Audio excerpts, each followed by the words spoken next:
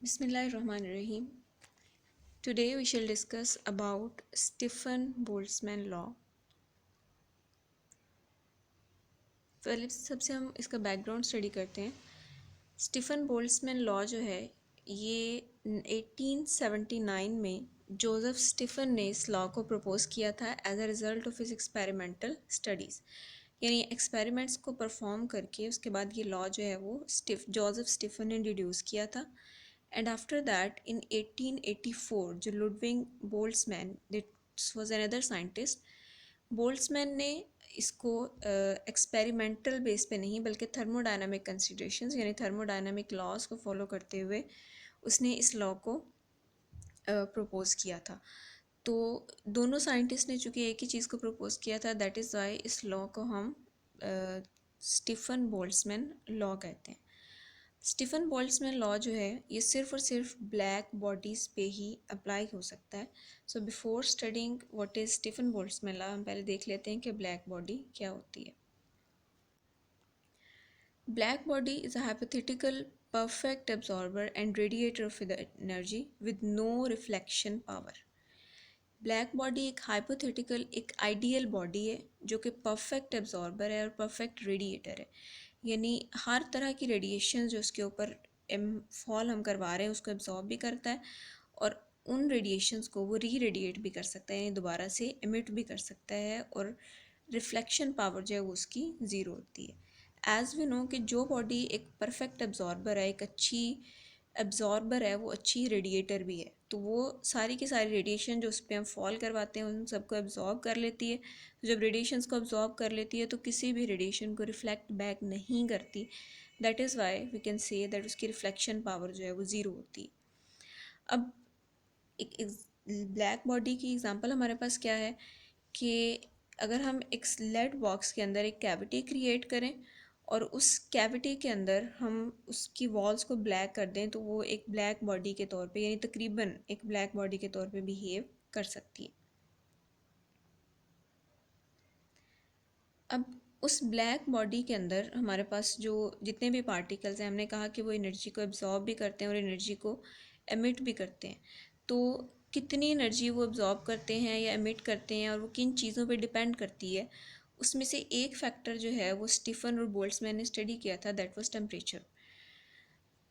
अब हम कहते हैं कि ब्लैक बॉडी जो है वो हर तरह की रेडिएशंस को अब्जॉर्ब कर सकती है और उन रेडिएशंस को री एमिट भी कर सकती है, लेकिन वो कौन सी रेडिएशंस एमिट करेगी, इट डिपेंड्स अपॉन टेम्परेचर।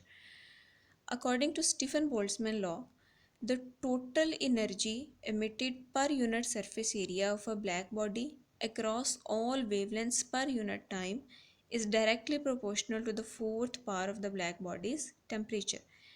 यानी एनर्जी पर यूनिट टाइम पर यूनिट एरिया। जब हम एनर्जी पर यूनिट टाइम की बात करते हैं तो एनर्जी पर यूनिट टाइम जो है ये पावर के इक्वल आता है और power per unit area is equal to intensity.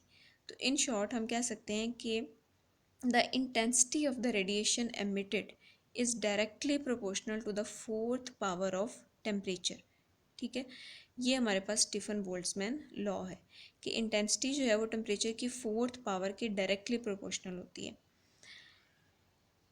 अब जब हम प्रोपोर्शनैलिटी का साइन ख़त्म करते हैं तो हमारे पास आ जाता है I is equal to sigma T four. यानी ये बेसिकली यही हमारे पास चीज़ जो है वो लॉ है, I is equal to sigma T four. यहाँ पे जो सिग्मा है this is called Stefan constant और इसकी वैल्यू हमारे पास 5.67 exponent minus 8 watt per metre square per kelvin four जो है ये होती है। अब इंटेंसिटी जो है इसका यूनिट हमारे पास वॉट पर मीटर स्क्वायर है और टेम्परेचर की पावर 4 है, दैट मीन्स केल्विन फोर। उसको हम इधर लाके जब डिवाइड करते हैं तो हमारे पास केल्विन माइनस 4 आ जाता है। अब दूसरी चीज़ जो हमने यहाँ पे इस्तेमाल की हुई है दैट इज़ ई। ई जो है इसे हम एमिसिविटी कहते हैं। Emissivity is basically the absorptive power of the material और इसकी जो वैल्यू है वो 0 से 1 के दरमियान लाई करती है।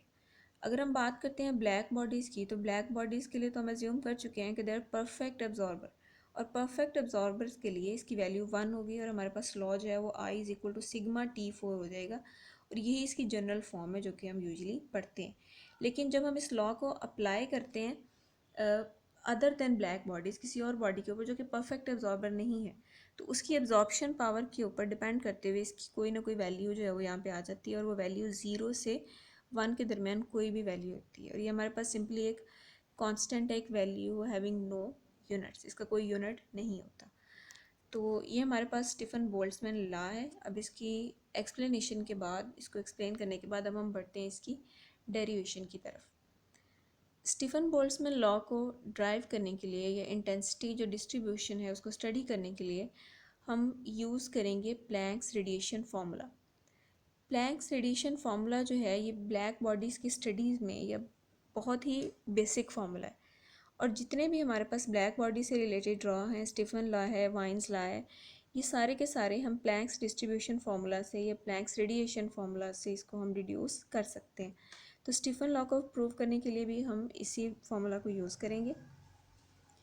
According to Planck's radiation formula, d by d lambda p over a means power per unit area, that is intensity, is equal to 2 pi hc cube over lambda 5 exponent hc over lambda kt minus 1।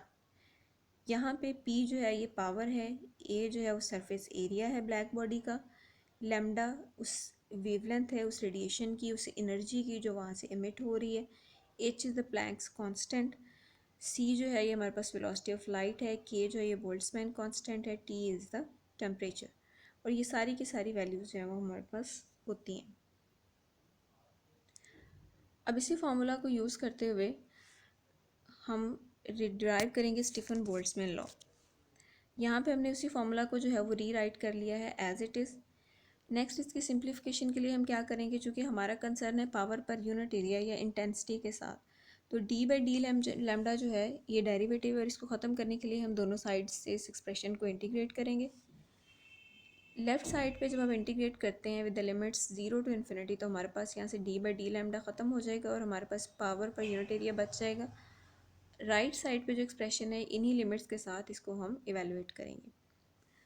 अब यहाँ पे हम इसको integrate कर रहे हैं with respect to lambda, तो lambda के अलावा जितनी भी टर्म्स हैं वो सारी की सारी कांस्टेंट होंगी, उनको हम बाहर ले लेंगे, 2 पाई एच सी स्क्वेयर, और इंटीग्रल में हमारे पास बच जाएगा d lambda over lambda 5 exponent h c over lambda के टी माइनस 1, यानी वो सारा के सारे टर्म्स जिनके अंदर लैम्डा इंक्लूडेड है उनको हम इंटीग्रल साइन के अंदर लिख लेंगे।